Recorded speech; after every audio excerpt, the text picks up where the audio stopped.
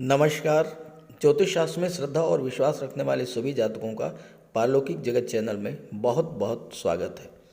एक ज़रूरी सूचना, मेरे वीडियोस के कमेंट बॉक्स में कुछ लोग अपना मोबाइल नंबर लिख रहे हैं आपके साथ फ्रॉड करने के उद्देश्य से, और ये प्रचार कर रहे हैं कि ये गुरुजी का नंबर है।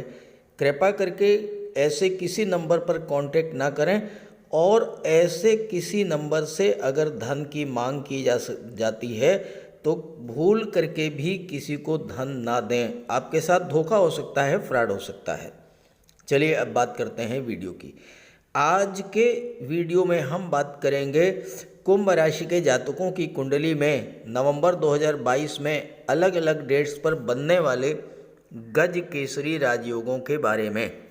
मैं आपको ये भी बताऊंगा कि ये राजयोग आपकी कुंडली में किन किन डेट्स पर और किन किन भाव में बन रहा है, ताकि आप उसी के अनुसार अपनी प्लानिंग कर सकें। पहले ये समझते हैं कि गज केसरी राजयोग बनता कैसे है। कुंडली में देवगुरु और चंद्रमा की युति या दृष्टि संबंध से गज केसरी राजयोग का निर्माण होता है। इसके अलावा शुक्र और बुध की दृष्टि चंद्रमा पर पड़ने से भी गज केसरी राजयोग बनता है। ये राजयोग अत्यंत श्रेष्ठ राजयोग है, और अगर किसी जातक की कुंडली में जन्म कुंडली में बन जाए तो उसे धन संपदा, संतान सुख, स्त्री सुख, माता पिता भाई बहनों का सुख, मान सम्मान, यश, कीर्ति, ये सब जीवन भर अनायास ही प्राप्त होता रहता है। जहाँ तक गोचर कुंडली की बात है, ये राजयोग हर व्यक्ति की गोचर कुंडली में हर महीने कुछ विशेष तिथियों पर बनता है, लेकिन आपको इसकी जानकारी नहीं होती और इसलिए आप इसका लाभ नहीं ले पाते। बहुत से दर्शकों ने ये जानना चाहा है कि इतने अल्प समय के लिए ये राजयोग बन रहा है, मात्र 54 घंटों के लिए, 2.25 दिन के लिए, तो क्या होगा। तो मैं आपको बता दूं कि किसी भी राजयोग का लाभ तो 2 दिन क्या 2 घंटे में मिल जाता है, अगर आपकी जन्म कुंडली में राजयोग बनाने वाला ग्रह मजबूत स्थिति में हो, या आपके जीवन में उस ग्रह की महादशा या अंतर्दशा गतिमान हो। ये राजयोग इतना श्रेष्ठ होता है कि इस राजयोग के दौरान किसी भी शुभ कार्य की शुरुआत की जाए, जैसे कि आपको कोई प्रॉपर्टी खरीदनी हो, शेयर या गोल्ड में निवेश करना हो, मकान बनवाना हो, वाहन खरीदना हो, किसी जॉब के लिए अप्लाई करना हो, किसी सरकारी योजना से लाभ लेने के लिए आवेदन करना हो, शादी ब्याह के रिश्ते तय करने हो, विदेश जाना हो, नए व्यापार व्यवसाय की शुरुआत करनी हो, यात्रा देशाटन पर जाना हो, कोई धार्मिक या मांगलिक आयोजन करना हो, या इस तरह का कोई भी शुभ कार्य, अगर आप इस राजयोग के दौरान उस कार्य की शुरुआत करते हैं तो उससे सफलता और लाभ के प्रबल योग बनते हैं। यहाँ एक और महत्वपूर्ण बात आपसे कहना चाहूँगा, अच्छे समय का इंतज़ार करने से बेहतर है कि वर्तमान को ही अच्छा बना लिया जाए, और साथ ही जब भी आपके जीवन में शुभ समय आए, शुभ योग बने, उसका पूरा लाभ उठाएं। इसी उद्देश्य से ये वीडियो अपलोड कर रहा हूँ, ताकि आपको शुभ समय की, शुभ मुहूर्त की जानकारी हो सके और आप शुभ समय पर शुभ कार्यों की शुरुआत करें, उसका पूरा लाभ उठाएं। तो चलिए वीडियो शुरू करते हैं। तो ये है कुंभ राशि के जातकों की कुंडली। देवगुरु बृहस्पति का गोचर आपकी कुंडली के 2nd हाउस धन के भाव में हो रहा है। अब आप डेट नोट करिए, 4 नवंबर शाम 6:19 पर, 6:19 PM, 6:19 PM से अगले 54 घंटे तक अत्यंत शुभ मुहूर्त बनेगा। चंद्रमा का गोचर मीन राशि में होगा, देवगुरु और चंद्रमा की युति बनेगी और गज केसरी राजयोग का निर्माण हो गया। ये राजयोग आपकी कुंडली के 2nd हाउस धन के भाव में बन रहा है। चंद्रमा क्या है? चंद्रमा आपका मन है। आपका मन ज़्यादा से ज़्यादा धन संचय की ओर प्रवृत्त होगा। गोल्ड, शेयर, प्रॉपर्टी में निवेश करने के लिए अत्यंत शुभ मुहूर्त है। अगर आप गोल्ड में निवेश करना चाहते हैं, कोई प्रॉपर्टी खरीदना चाहते हैं, या शेयर में निवेश करना चाहते हैं, तो 4:11, 6:29 के बाद का जो समय है वो अत्यंत शुभ है। परिवार में प्रेम और सौहार्द बना रहेगा, और चूंकि चंद्रमा की दृष्टि अष्टम भाव पर पड़ेगी तो आपको गुप्त धन की भी अचानक से प्राप्ति हो सकती है। लॉटरी, इंश्योरेंस, शेयर का पैसा, कोई बीमा पॉलिसी का पैसा, ये आपको मिल सकता है। इंश्योरेंस पॉलिसी भी आप ले सकते हैं इस समय। बीमा एजेंट या शेयर ब्रोकर के रूप में कार्य करना अगर आप चाहते हैं तो उसकी शुरुआत भी आप 4 नवंबर को कर सकते हैं। और चूंकि अष्टम भाव के स्वामी शनिदेव हैं शनिदेव 12वें भाव में गोचर कर रहे हैं। आप रियल एस्टेट, प्रॉपर्टी डीलिंग या कंस्ट्रक्शन का कार्य, इन सब कार्यों से जुड़ सकते हैं। आप बिल्डिंग मटेरियल सप्लायर का काम शुरू कर सकते हैं। केमिकल प्रोडक्ट्स, मेटल्स का काम, ट्रांसपोर्ट का काम शुरू कर सकते हैं। हालांकि मन में थोड़ी चिंता रहेगी, तो भगवान भोलेनाथ की आराधना करते रहें, बाकी सब कुछ बहुत अच्छा रहेगा। अत्यंत शुभ मुहूर्त है। अगली डेट नोट करिए, 6:11, 6 नवंबर, रात्रि 12 बजे के बाद, यानी कि 7 नवंबर की शुरुआत, चंद्रमा का गोचर पराक्रम भाव में होगा, मेष राशि में। और यहाँ पर जो ये गज केसरी राजयोग बनेगा, ये देवगुरु के द्वारा नहीं बल्कि शुक्र और बुध के द्वारा बनाया जाएगा, मरकरी और वेनस के द्वारा। 6 नवंबर को शुक्र और बुध का गोचर भाग्य के भाव में होगा और शुक्र की दृष्टि चंद्रमा पर पड़ेगी, बुध की दृष्टि चंद्रमा पर पड़ेगी। गज केसरी राजयोग का निर्माण हो गया। अत्यंत श्रेष्ठ योग बनेगा, अत्यंत शुभ मुहूर्त बनेगा। आपका मन उत्साह से भरा रहेगा, काम में मन लगेगा, कार्यों को लेकर जो अनिर्णय की स्थिति थी वो दूर होगी। आप ये तय कर पाएंगे कि आपको किस क्षेत्र में कार्य करना है। साथ ही साथ आपका ज्ञान, बुद्धि, विवेक जागृत होगा और आप सही फैसले ले पाएंगे। धन की दृष्टि से बहुत ही अच्छा रहेगा ये समय 6 नवंबर का, क्योंकि शुक्र और बुध दोनों ही भाग्य भाव में गोचर कर रहे हैं, तो भाग्य का भी आपको पूरा साथ मिलेगा। कार्य क्षेत्र को लेकर आप जो भी फैसला लेंगे वो सही होगा और आपको सफलता मिलेगी।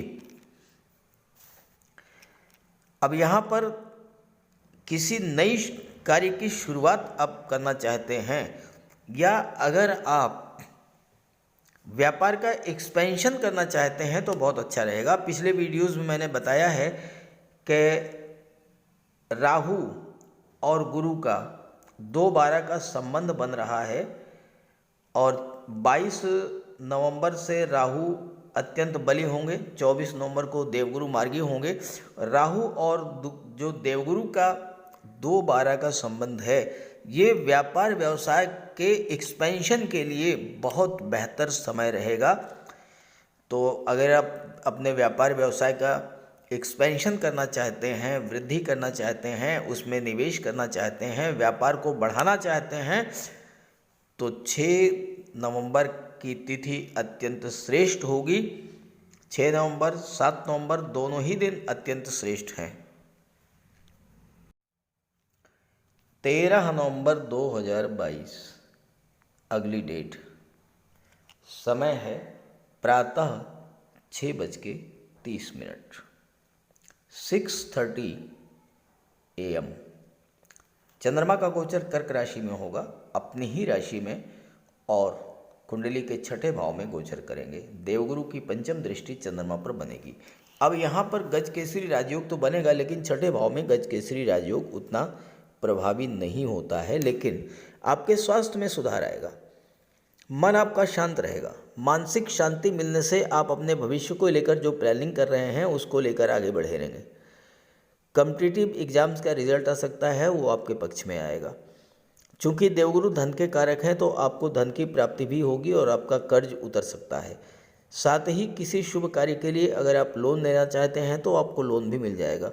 बैंक से, गवर्नमेंट इंस्टीट्यूशन से आपको लोन के लिए अप्लाई करना चाहते हैं तो बहुत शुभ मुहूर्त है।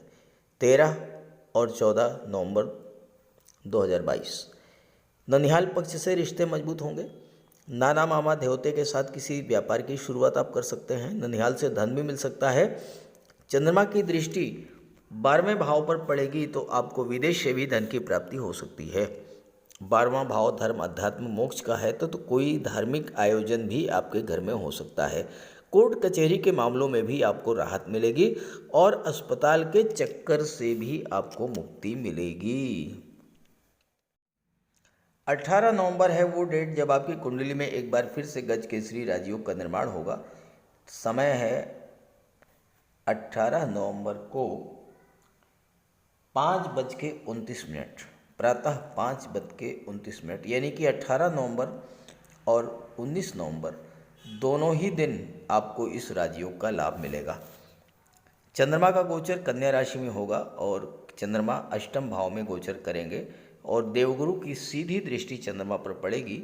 गज केसरी राजयोग बन गया। हालांकि अष्टम भाव में उतना ज़्यादा प्रभावी नहीं होता है, लेकिन लाभ तो मिलेगा। अगर आपको ब्लड संबंधी कोई रोग था, हाई ब्लड प्रेशर या पाइल्स का रोग या इस तरह का कोई अन्य रोग है, तो उससे आपको राहत मिल सकती है। ससुराल पक्ष से बिगड़े संबंधों को सुधारने का बहुत अच्छा योग बनेगा। ससुराल पक्ष से आपके संबंध मधुर होंगे। बीमा, शेयर ब्रोकर या कमीशन एजेंट का कार्य आप शुरू कर सकते हैं। अष्टम भाव भूमि के नीचे के पदार्थों का होता है। आप petroleum, diesel, gas, mines, minerals, chemical products, rubber, scrap, medicines, इन सब का कार्य व्यवसाय आप शुरू कर सकते हैं। मेडिकल स्टोर शुरू कर सकते हैं। गैस एजेंसी ले सकते हैं। कंस्ट्रक्शन का कार्य कर सकते हैं। कोयला, मेटल ट्रांसपोर्ट का कार्य शुरू कर सकते हैं। Construction material supplier, wholesale dealer या रिटेल डीलर के रूप में भी आप कार्य शुरू कर सकते हैं। यहाँ पर देवगुरु पर चंद्रमा की दृष्टि पड़ने से आपकी रुचि तंत्र मंत्र और ज्योतिष में भी बढ़ सकती है। अगली डेट है 23 नवंबर। 23 नवंबर को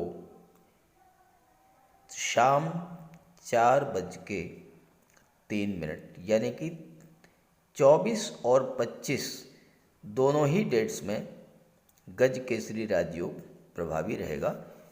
चंद्रमा का गोचर दशम भाव में होगा, वृश्चिक राशि में। देवगुरु की दृष्टि पड़ेगी चंद्रमा पर और गज केसरी राजयोग बनेगा। कार्य क्षेत्र में आप नए उत्साह के साथ अपना कार्य शुरू करेंगे। कोई नया व्यापार व्यवसाय शुरू करने का अति उत्तम मुहूर्त है। नौकरी में है, प्रमोशन के लिए प्रयास कीजिए। अभी तक अगर आप ये तय नहीं कर पा रहे थे कि आपको कौन सा कार्य करना है, अब आप वो तय कर पाएंगे। बॉस और सहयोगियों के साथ संबंध सुधारने का बहुत अच्छा अवसर है। व्यापार को नई ऊंचाइयों पर ले जाने के लिए धन का निवेश भी आप कर सकते हैं।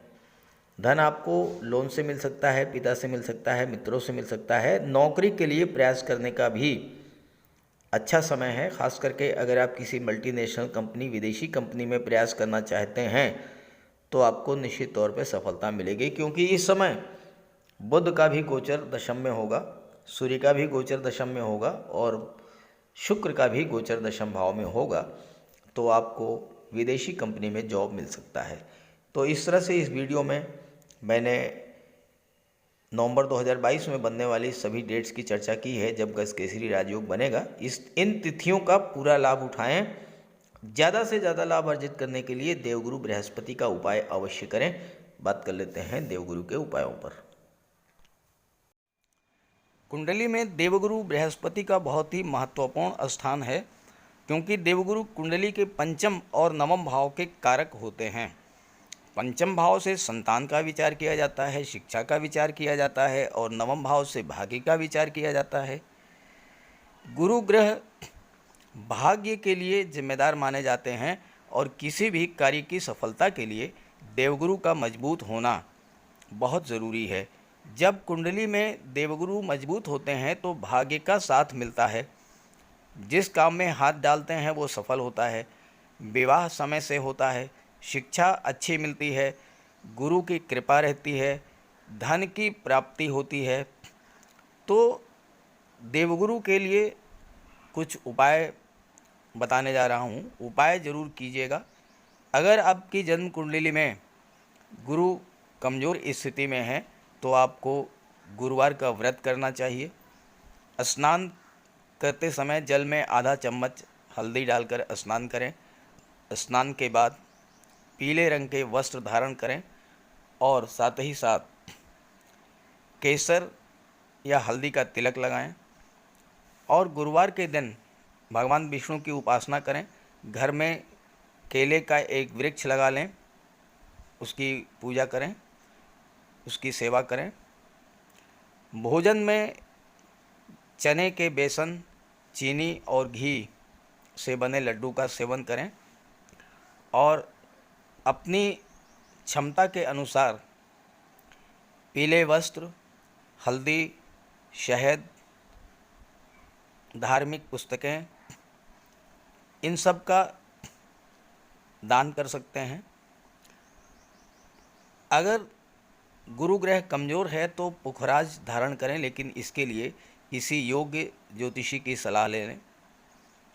माता पिता, गुरु और बुज़ुर्गों का सम्मान करें, उनकी देखभाल करें और उनका आशीर्वाद प्राप्त करें। साफ सफाई रखें, गुरु की सेवा करें और दही और चावल गरीबों को खिलाएं। किसी गरीब को, किसी दिव्यांग व्यक्ति को भोजन कराएं। किसी वृद्धाश्रम में जाकर के वृद्धों के साथ कुछ समय बिताएं, उनकी समस्याओं को जानें, समझें। कोई ज़रूरी नहीं है कि आप धन से ही सहायता करें, तन और मन से भी आप मदद कर सकते हैं दूसरों की, और ऐसा करने से देवगुरु अत्यंत प्रसन्न होते हैं। और जब देवगुरु बलवान होंगे तो आपको पूरा लाभ मिलेंगे। तो ये उपाय करके देखिएगा, लाभ होगा। कमेंट करके बताइएगा ताकि आपके साथियों को भी इसका लाभ मिल सके। नमस्कार।